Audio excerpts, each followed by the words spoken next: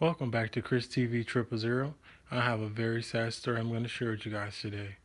And not only I'm going to share this sad story about a R&B singer who's dealing with a health crisis, I also try to add in some good to lighten the day. So with that being said, this particular artist is dealing with a health crisis that's kind of taken away from his art, but not completely.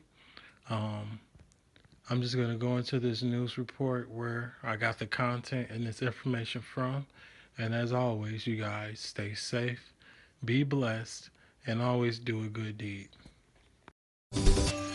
I got started with R&B when I guess I exhausted everything I could in gospel music. There was this forbidden music called R&B that I took a chance on. It worked. Music is all about the rhythms, the sounds, the beats. But for this 5-time Grammy nominee, he can only process that with one ear. So I suffer from sudden sensorineural hearing loss. And it's something that the doctors can't totally explain. They house or wise, even in terms of the treatment. At this point, I've pretty much lost all the hearing in my right ear, and I suffer from vertigo depending on when it wants to show up. In my right ear, I hear like waves without the crashing, just a constant water movement. That's what I hear. When I first heard the diagnosis for his hearing, I honestly didn't believe it. I was like, that's not true. That can't be true. Not even gonna lie, even to this day, I still don't believe it because he's handling it so well now and has figured out how to adjust his life with one ear. Diagnosed in May, Tank's doctors initially prescribed steroids, but the mental and physical effects took a toll. I was unrecognizable to me in terms of, these new habits and new things that I was experiencing physically and mentally. Even though I should have understood that, I was in a different place and that different things were happening to me and all of this was a result of that. I just had never been in that place. But his fans are the thing that has kept him going. I thought he was strong, but he's stronger than I ever thought he could be. He does this for his fans. And I'm not trying to cry. He doesn't want to let his fans down. His fans have given him this career that he's had. Now he's recording his final album before exploring what the next part of his life has to offer. This album is everything I've wanted to say in my last open letter to all of my fans, you know what I mean? It's all of the music, from the heartfelt to the sexy to the turn up, all of it, it's all of it. And it's just a farewell from this space.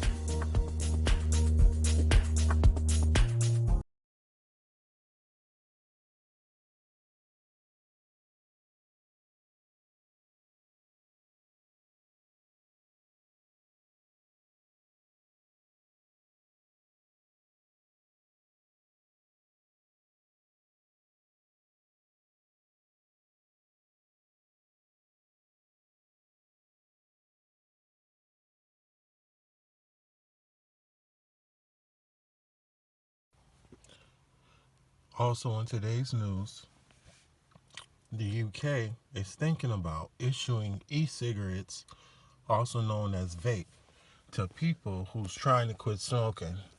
Now, I don't think that's a good alternative to try to quit smoking.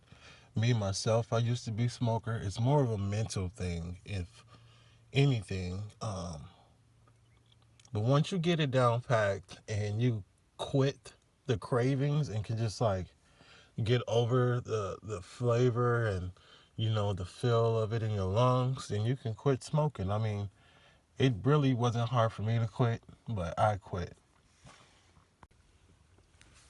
Also in today's news, there was something brought up sexually at a food restaurant.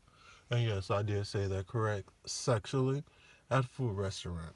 So a guy was eating his pizza or whatever he had at Pizza Hut, and he felt that the ketchup was sexualizing him.